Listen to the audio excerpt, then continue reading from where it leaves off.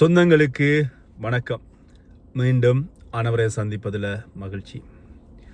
இந்த வீடியோவில் என்ன விடயம் சம்பந்தமாக பார்க்க போகிறோம் அப்படின்னு சொன்னால், எல்லாருமே இந்த விடுமுறை காலம் ஆரம்பித்து விட்டது. ஒரு சிலர் போயிருப்பார்கள், இன்னும் ஒரு சிலர் இலங்கைக்கு போவதற்கு வாய்ப்புகள் இருக்கிறது, போய்க்கொள்வதற்கு தயாராக இருப்பார்கள். இதில் இந்த எங்களுடைய சகோதரர்கள் கயஸ் வேன் ஓடுகிற சகோதரருடைய கயஸ் வேனுகள் பார்த்திங்கன்னா அளவுக்கு அதிகமான விபத்து ஏற்படுகின்ற காலம் இந்த காலப்பகுதியாக இருக்கிறது. அது மட்டும் இல்லாமல் இந்த புலம்பெயர் தமிழர்களை விடுமுறைக்காக ஏற்றி கொண்டு போகின்றவர்களுடைய வாகனங்கள் தான் கூடுதலான விபத்துக்கு உள்ளாகிறது. காரணம் என்ன, யார் மீது தவறு பார்க்கலாம் வீடியோவில்.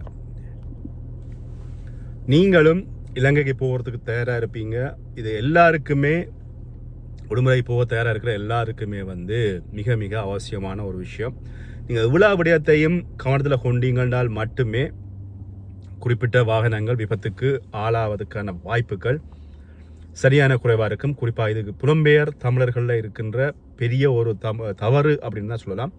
அங்கே வாகனம் ஓடுறவர்களுடைய தவறுகளாகவும் இருக்கலாம். சரி, என்ன விஷயங்கள் அப்படின்றத முற்றுமுழுதாக நான் இதில் சொல்கிறேன். உங்களுடைய கருத்துக்களை நீங்கள் என்னோட பகிர்ந்து கொள்ளுங்க. நான் உங்களுடன் ரதன். விடுமுறை மாதம் 7ஆம் மாதம் 8ஆம் மாதம் எல்லா இடங்களும் ஐரோப்பா நாடுகளில் குறிப்பாக விடுமுறை. அதே மாதிரி கனடாவில் இருக்கிறவர்களும் வெளிக்கிடுவதற்கான வாய்ப்புகள் இருக்கிறது. 8ஆம் மாதம் என்கின்ற பொழுது எல்லாருமே இந்த நல்லூர் திருவிழா, கோயில் திருவிழாக்கள் எல்லாமே இந்த காலப்பகுதிகளில் இலங்கையில் வருகின்ற பொழுது வடபகுதி தமிழர்கள் அளவுக்கு அதிகமாக இந்த விடுமுறை காலங்களில் வெளிக்கிடுவதற்கான வாய்ப்புகள் அளவுக்கு அதிகமாக இருக்குது. இப்படி இந்த விடுமுறை காலங்களில் அளவுக்கு அதிகமான எங்களுடைய தமிழர்கள் வெளிக்கிடுகின்ற பொழுது அங்கே இருக்கின்ற வாகனம், அதாவது இந்த கயஸ் வேன் ஓடுகிறவர்கள் இந்த பீரியட் தான் அவர்களுக்கும் உழைப்பு. வேறு காலங்களில் அவர்களுக்கான உழைப்பு குறைவு உழைப்புகள் இருந்த ஓட்டங்கள் இருந்தாலும் இந்த காலம், இந்த 7ஆம் மாதம் 8ஆம் மாதங்கள் அவங்க கூட உழைப்பாங்க. அதில் என்னென்ன ஒன்று ஏர்போர்ட் வந்து போவாங்க. அதுக்கு மட்டும் இல்லாமல் அங்கே லோக்கலில் யாழ்ப்பாணத்துலேயோ யாழ்ப்பாணத்து வவுனியாவிலேயோ அல்லது அந்த பகுதிகளில் அளவுக்கு அதிகமாக ஓடுகின்ற பொழுது அவர்கள் ஒரு குறிப்பிட்ட காலத்தில் உழைச்சிடலாம் அப்படின்றது அவங்களோட ஆசை. அது ஒரு தொழில் செய்கிறவர்களும் அந்தந்த பீரியடில் தான் உழைப்புங்கிற போது அதை கவனத்தில் கொள்ள வேண்டிய அவசியம் இருக்குது. அதுவும் இந்த கேஸ் வேன் ஓடுற சகோதரர்கள், ஆட்டோ ஓடுற சகோதரர்கள் இந்த பீரியட்லாம் அளவுக்கு அதிகமாக உழைப்பார்கள். அதில் இன்னும் ஒரு கவலையான விஷயம் என்னென்னு சொன்னால், இந்த பீரியட்லாம் அளவுக்கு அதிகமான விலையையும் அவர்கள் சொல்வார்கள். ஏன்னா உள்ளூர்வாசிகளுக்கு ஒரு விலையாக இருக்கும், வெளிநாட்டிலேருந்து வாரவாக்களுக்கு இன்னொரு விலையாக இருக்கும். இதையும் கவனத்தில் கொள்ளுங்க. அது நீங்கள் வாகன சாரதிகள் யாராவது பார்த்தாலும் இதே நடைமுறையில் கொள்ளுங்க. ஏன்னா ஆட்டோ சாரதிகளுக்கு விலை நிர்ணயம் இருக்குது, ஆனால் கேஸ் வேன்காரருக்கு விலை நிர்ணயம் இல்லை. அவர்கள் நிர்ணயிக்கின்ற விலைகள் தான் ஒவ்வொரு ரேட்டில் ஓடுறார்கள். உதாரணமாக பார்த்தீங்கன்னா யாழ்ப்பாணத்துலேருந்து கொழும்பு கொழும்புலேருந்து யாழ்ப்பாணம் போகிறதுக்கு 60,000 வேண்டுவர்களும் இருக்கிறார்கள், 50,000 வேண்டுவர்கள் இருக்கிறார்கள், 55,000 வேண்டுவர்கள் இருக்கிறார்கள், 45,000 வேண்டுவர்களும் இருப்பதாக சொல்லப்படுகிறது. இதில் இந்த விலைகள் ஒவ்வொருவருக்கு இடையில் மாறுபடுகிறது. இதில் இந்த யாழ்ப்பாணத்திலிருந்து வவுனியா கொழும்பு கொழும்புலேருந்து வவுனியா போய் யாழ்ப்பாணம் போகிற இதுதான் அநேகமான எங்களுடைய சகோதரர்களுடைய நடைமுறை.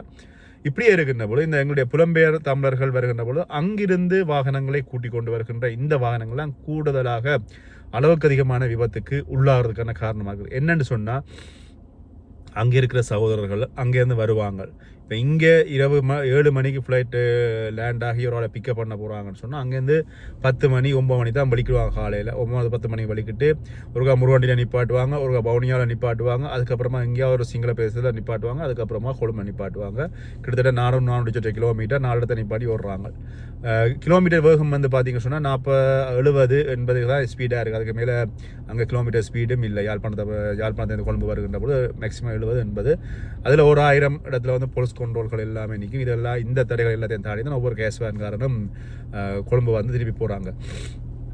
இதில் எங்களுடைய புலம்பெயர் தமிழர்கள் விடுகின்ற தவறு என்ன அப்படின்னு பார்த்தீங்கன்னு சொன்னால், யாழ்ப்பாணத்திலேருந்து வருகின்ற ஒரு கேஸ் வேன் டிரைவர், ஒரு வாகன சாரதி வந்த உடனே 1 மணித்தியாலமோ 2 மணித்தியாலமோ அவரை அந்த கூட்டி கொண்டு வர்றார்கள், அங்கேருந்து கூட்டி கொண்டு வர்றார்கள். அவரை தூங்க விடுறதில்லை. அப்படியே கூட்டி கொண்டு அவைகள் என்ன செய்யணும்னு சொன்னால், தங்களுக்கு தேவையான அந்த கடைகளுக்கு போயிடும், சாமான்கள் வாங்கினோம், அங்கே போயிடும் இங்கே போயிடும், எல்லாம் அந்த டிரைவரை வச்சு எவ்வளோத்துக்கு தாங்க கொடுக்குற 60,000க்கு முடிச்செடுக்கலாமோ அவ்வளோத்துக்கு முடிச்செடுத்து போட்டு உடனடியாக ஏர்போர்ட்டு டைம் வந்தோடனே ஏர்போர்ட்டில் அந்த ஆக்களை பிக்கப் பண்ணிக்கொண்டு திருப்பி வலிக்கிடுற பொழுது இங்கே என்ன செய்யணும்னு சொன்னால், ஏறாக்கள் வெளிநாட்டிலேருந்து வாராக்களும் அலுப்பில் படுத்திருவினோம், அங்கேருந்து வந்தாக்களும் பார்த்துருவினோம், தூங்கிடுவினோம். தூங்கினா அந்த வாகன சாரதி தன்னந்தனியாக நித்திர முழிச்சு ஓடணும்.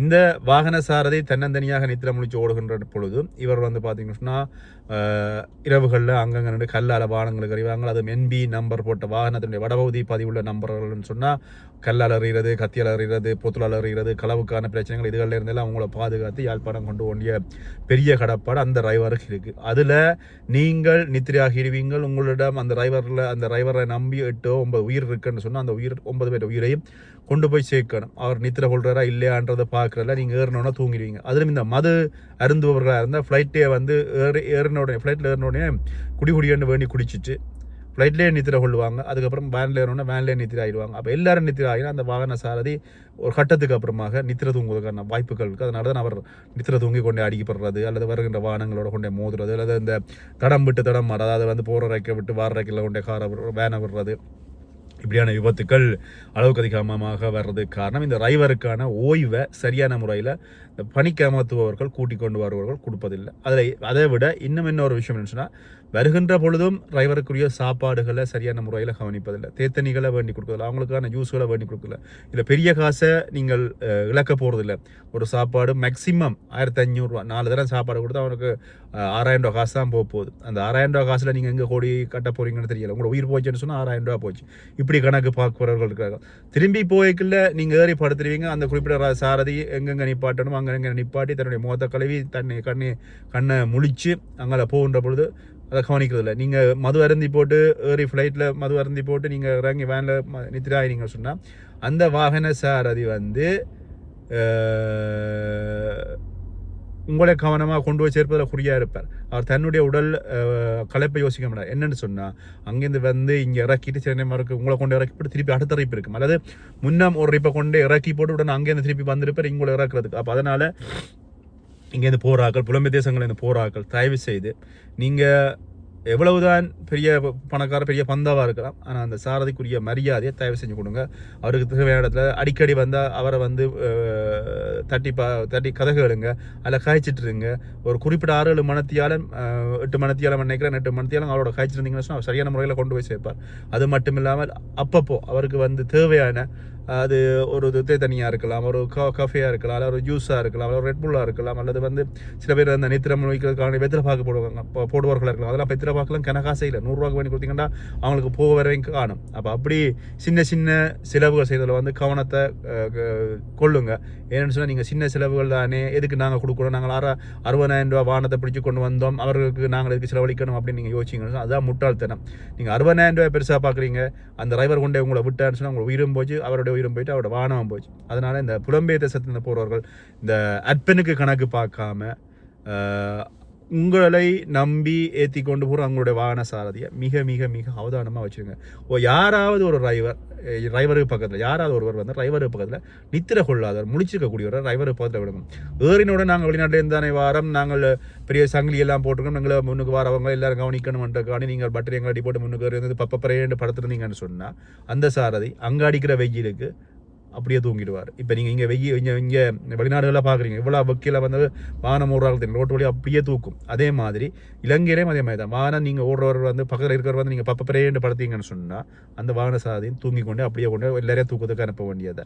அதனால் தயவு செஞ்சு வாகன சாரதி பக்கத்தில் இருக்கிறவர்கள் யாராவது ஒருவர் நித்திர கொள்ளாதவராக இருக்கணும், அவரோட கதைக்கக்கூடியவராக இருக்கணும். அவரோட பெம்பலாகவோ பகுதியாகவோ அவருடைய அந்த ஒவ்வொரு அனுபவங்களை கேட்டு அவரோட கழிச்சு கொண்டு வந்தால் அந்த வாகன சாரதிக்கு அப்படியே கழிச்சு அப்படியே போவார். அவர் நித்திர தூங்குறாரா இருந்தால் தம்பி நித்திர வருதா, காஃபே குடிப்போமா, நிப்பாட்டுங்கோ, நின்று போவோம், பிரச்சனை இல்லை, ஒரு 5 நிமிஷம் 10 நிமிஷம் பிந்தி போகிறதால ஒரு பிரச்சனையும் இல்லை, அதனால் நிப்பாட்டுங்கோ என்று சொல்லி அவரோட காய்ச்சிங்க அந்த சாரதிக்கும் அது வந்து இதில் பிரயோசனமாக இருக்கும். அதே மாதிரி இன்னும் ஒரு விஷயத்தில் ஞாபகப்படுத்தி விடுறேன். நீங்கள் யாராவது யாழ்ப்பாணத்துலேருந்து வராத வாகனமாக அதே மாதிரி கொழும்புலேருந்து ஒரு வாகனத்தை பிடிச்சி யாழ்ப்பாணம் போகிறீங்க சொன்னால் ஒவ்வொரு ரேட் வேணுறாங்க, 35,000 40,000 40,000 அதை நீங்கள் உங்களுடைய வாகன சாரதிகளை ஃபிக்ஸ் பண்ணிக்கொள்ளுங்க. அப்படிப்பட்ட வாகன சாரதிகள் அநேகமாக இந்த நித்திரை தூங்குவது சரியான குறைவாக இருக்குது. என்னென்னு சொன்னால் அவங்க வந்து இங்கே ரெஸ்ட் எடுத்துருப்பாங்க, இல்லை ஒரு நாள் 2 நாளை முன்னம் வந்து இங்கே படுத்து தூங்கிட்டு போவாங்க. அப்படி தூங்கிட்டு போகிற பொழுது அவங்களுக்கான அந்த நித்திரை தூக்கம் இல்லை, அவங்க 8 மத்தியாலம் கரெக்டாக கொண்டே சேர்ப்பாங்க.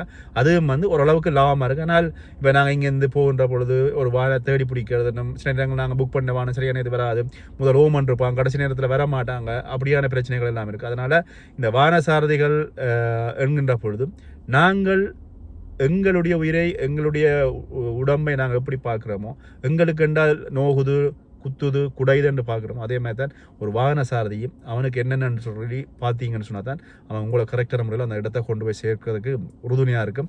அதனால் இந்த விபத்துகளை தவிர்க்கலாம், உங்களோட உயிர்களை பாதுகாக்கலாம் அப்படின்றதான் இந்த வீடியோட நோக்கம். இது தேவையானாக்கள் எடுத்துக்கொள்ளுங்க, தேவையில்லாதாக்கள் வீடியோ ஸ்கிப் பண்ணாலும் பிரச்சனை இல்லை. முடிஞ்ச வரை அங்கேருந்து வருகின்ற வாகன சாரதிகளை கவனமான முறையில் உங்களைப் போல உங்களுடைய சகோதரர் போல உங்களுடைய உறவுகள் போல உங்களுடைய பிள்ளைகள் போல அவங்களையும் பார்த்து தயவு செஞ்சு அவங்களுக்கான மரியாதையோடு அவங்களுக்கு தேவையான பணிவிடைகள் அதை நீங்கள் ஒரு டீ ஒரு சாப்பாடு ஒரு ஜூஸை பண்ணி கொடுத்தீங்கன்னா நீங்கள் ஒன்றும் கோடின நட்டமாக போகிறதில்ல. வேண்டி கொடுத்துச்சுன்னா அவங்க நிச்சயமாக அவங்கள உயிரோட கொண்டு சேர்ப்பாங்க அப்படின்றதான் இந்த வீடியோவில் நான் சொல்ல வர்ற விஷயம். அதனால் முடிஞ்ச வரை இப்படிப்பட்ட சகோதரர்களை வந்து நீங்கள் உன்னிப்பாக நித்திர கொள்றானா அப்படின்றத கவனத்தில் கொள்ளுங்க. அநேகமான இந்த கால பீரியடில் வர சகோதரர்கள் நிச்சயமாக கூடத்தாமான மூடுவாங்க, கொண்டே விட்டுட்டு ஓடிடுவாங்க, ஓடி வந்து போய் ஏற்றி இறக்குவாங்க. கவனத்தில் கொள்ளுங்க. நன்றி. அதே மாதிரி வாகனம் போகிற சகோதரர்களும் உங்களால் ஏழாவிட்டால் ஒரு 5 நிமிஷம் நின்று ரெஸ்ட் எடுத்துட்டு அதுக்கப்புறமா வாகனம் எடுங்க. உங்களை நம்பி எத்தனையோ உயிர்கள் வருகிறது உங்களோட வாகனத்தில் அப்படின்றதையும் கவனத்தில் கொள்ளுங்க. மீண்டும் இன்னொரு வீடியோ சந்திக்கிறேன். நன்றி.